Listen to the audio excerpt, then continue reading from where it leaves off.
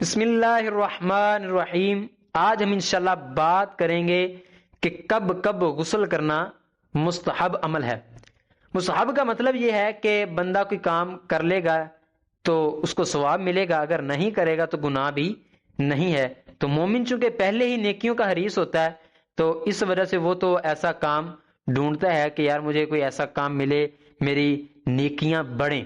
تو آج ہم اسی پہ بات کریں گے انشاءاللہ کہ کب کب غسل کرنا یہ مستحب عمل ہے۔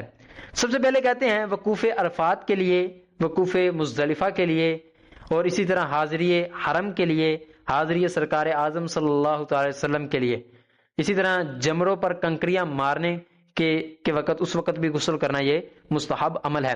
اور اسی طرح کہتے ہیں کہ شب قدر، شب برات یا میلاد شریف کی مجلس کے لیے یا کسی اور خیر مجلس کے لیے آپ نے جانا ہے تو اس سے پہلے آپ غسل کر لیں تو یہ مستحب عمل ہے۔ اور اسی طرح کہتے ہیں مجنون کے جنون جانے کے بعد، غشی سے افاقے کے بعد، اور اسی طرح نیا کپڑا پہننے کے لیے، جب آپ نئے کپڑے پہنے تو اس سے پہلے غسل کر لیں تو یہ مستحب عمل ہے۔ اور اسی طرح سفر سے آنے والے کے لیے یا نماز کسوف کے بعد، اسی طرح تیز آندھی کے بعد اور استحاضہ کا خون بند ہونے کے بعد۔